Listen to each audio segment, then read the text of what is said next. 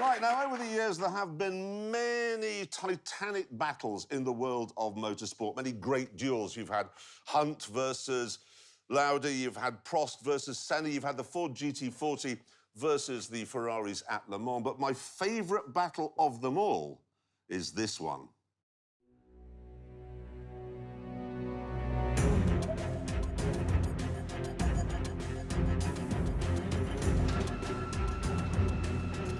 Back in 1977, Audi was developing this four-wheel drive vehicle for the German military, and they had a bit of a thought. They wondered if its four-wheel drive system could be made to work in an ordinary family car. And so, under the cover of darkness at a quarry in a remote corner of Germany, they began secret tests. And straight away, it was obvious that with all four wheels being driven, the family car had an enormous amount of grip. This meant it could go round corners on loose surfaces like that much faster. And that, they reckoned, would make it good at rallying.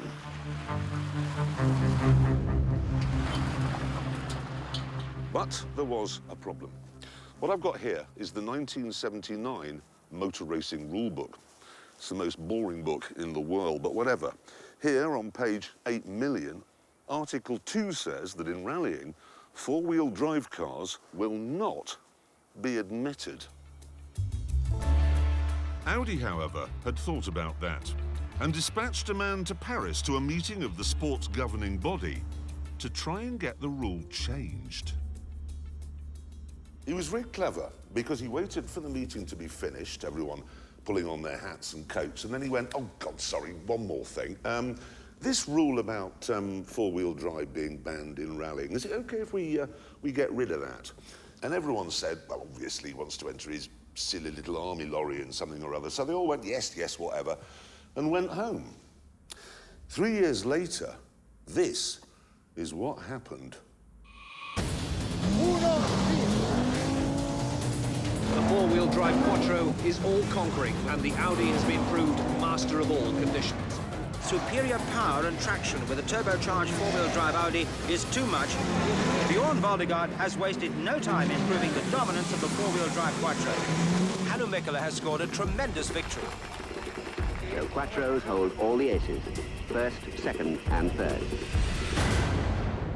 Audi won the World Championship in 1982 with this very car, actually, and from that moment on, everyone knew that to win in rallying, you had to have four-wheel drive. Well, when I say everyone,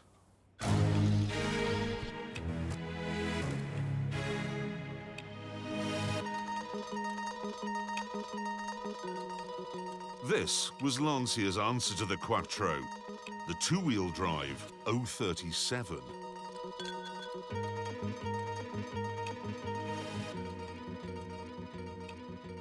I've got a bit of a soft spot for all old Lancias, but in this, it's not soft.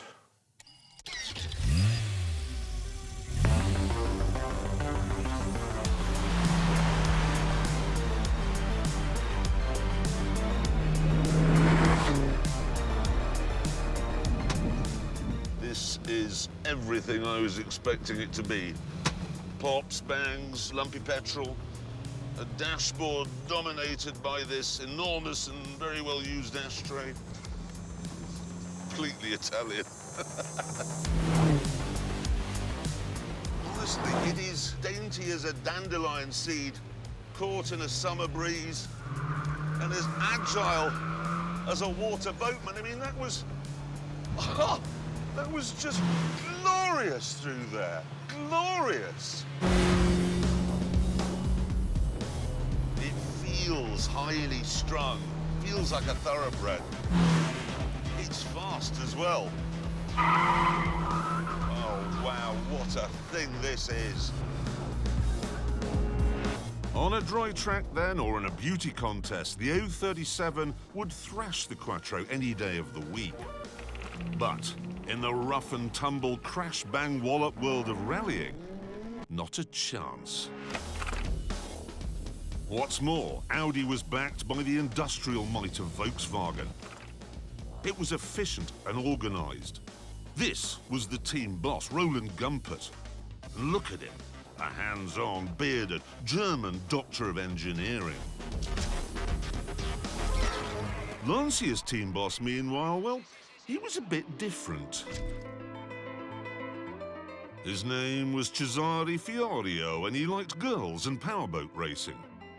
Also, he was running a team staffed by Italians, on a shoestring.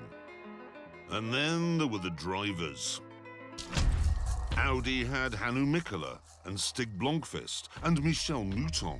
En bas que je vois rien, en bas. Who had won 21 rallies between them. Quattro was the car on everybody's lips, you know, in rally business.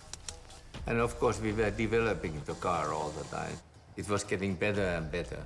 We were well funded, you know, and that time it was a big team. Lancia, meanwhile, had Marco Alain and Walter Rall, who was brilliant, but said he didn't want to compete in every event and didn't want to be world champion. I told them, listen, I want to win Monte Carlo. I like Corsica, I like Acropoli, I like New Zealand, I like Sanremo. I only do these 5 or 6 beautiful rallies and nothing more. I am not interested to win any more the World Championship title. I want to be a normal man, not something special. And if we're always in the newspaper and everywhere, of course you're never alone because people standing in front of a house and I don't like her. So, Audi had four-wheel drive, a proven car, a team staffed by Germans, a hands-on boss, and a squad of world-class drivers who were motivated and on it. Lancia, meanwhile, had a budget of £3.75, two-wheel drive, a powerboating playboy at the helm, and a part-time driver who didn't want to be world champion. However, Lancia did have one ace up its sleeve. They'd been in rallying for ages. They'd won the championship 4 times with cars like the Fulvia and then the Stratos. So although their powerboating team boss looked like a playboy, he knew all the tricks. For example, the rules said that before you could enter a car in a rally, you had to build at least 400 examples which could be sold as road cars to customers. Now, obviously, when officials from the sports governing body turn up to check you've done that, they are going to notice if you've only made 200. So you say yes. But you see, this car park was full. So the other 200 are in a car park on the other side of town. And then you say, let's go and count those now.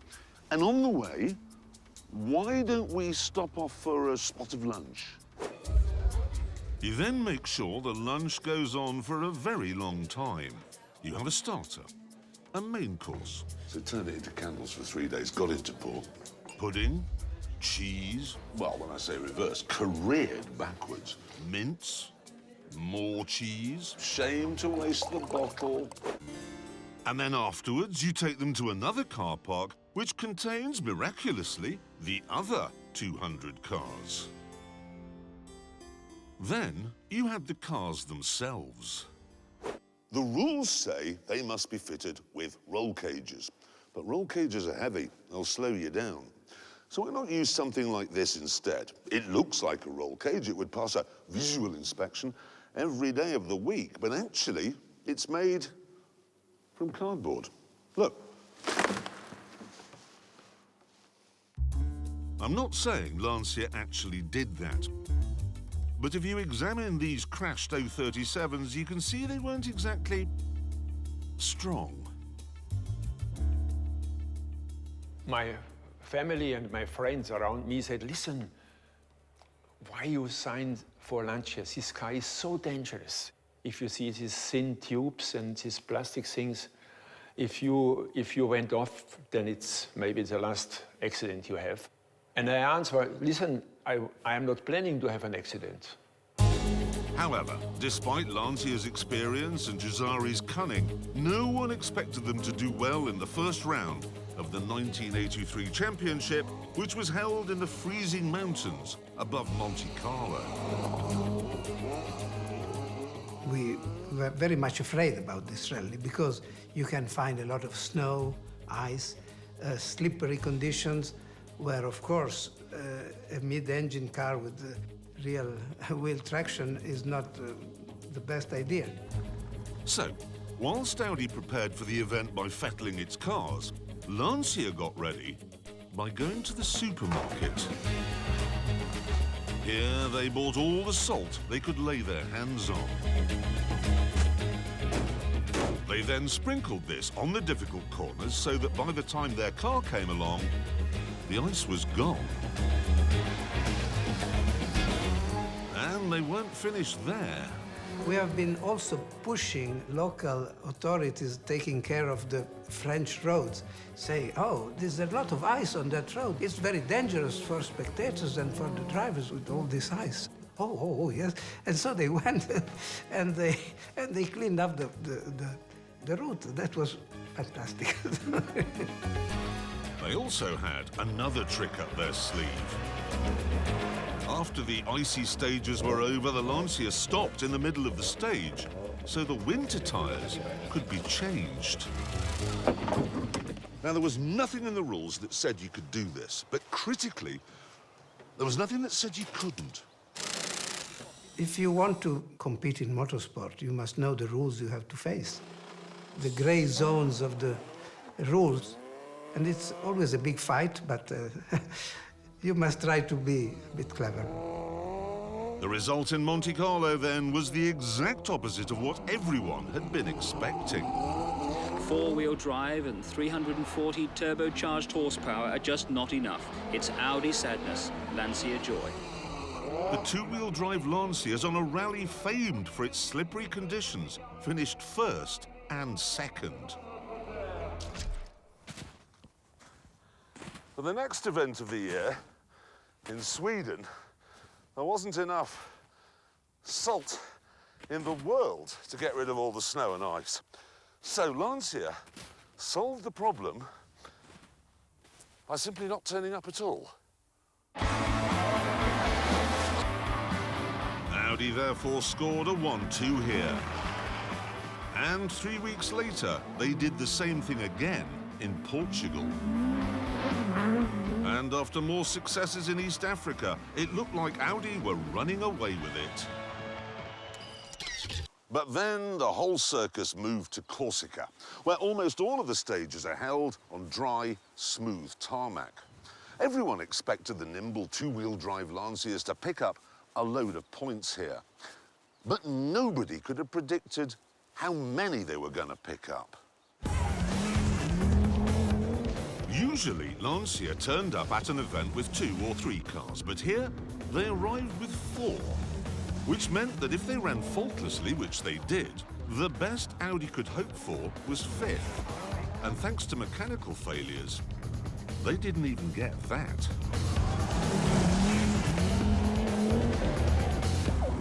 With our speed, it's just like holiday. So, Lancia, with its salt and its tyre-changing antics and its flexible approach to how many cars were in the team, was back on top of the leaderboard. But then, the whole circus moved to the roughest and toughest event on the European calendar. Greece. Here, everyone knew the rough roads would cause mechanical issues. There would be breakdowns, and there were. But amazingly, they were all Audis. For Lancia, it's an impressive victory. Rawl has again driven superbly. And I won Acropoli in a Lancia.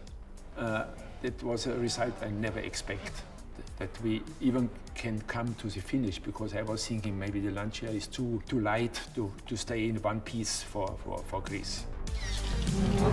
The year wore on, with both teams always in contention for the championship. But then, It was time for everyone to head for the bumpy hell of Finland, and Lancia had a problem. Walter Rall refused to go. I didn't like to go to Finland because I don't like jumps. Because, you know, if I want to fly, I would be a pilot and not sitting in a car. That's no way.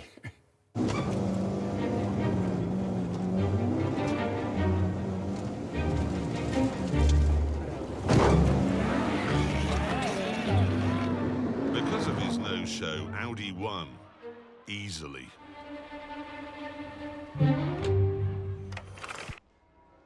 However, with only 3 rounds left, it was mathematically possible for Lancia to win the World Championship in San Remo. And that's something they really wanted to do because San Remo, well, that's Italy. They'd be winning it in front of their home crowd. To do that, they'd have to deal with the main feature of the San Remo rally: dust. It's thrown up by a car, and a minute later, when the next one comes along, it's still there, which makes seeing where you're going a bit tricky. To try and make everything better, they fitted a team van with brushes and sent it up the course. But this didn't really work, so the drivers came up with a cunning alternative. On one stage, a minute after the German car had set off and the Lancia was supposed to go, it didn't move. So the starter went over to see what was wrong. I'm really sorry, my belt. I don't know how it's happened. It's come undone. I know I should have done this before we came to the start line. It's my bad, really. Oh no, they've all come undone. I feel like such an idiot. I just need to... By the time the problem had been solved, the dust, luckily, had all gone. Right, we're good to go now. Oh no, the door.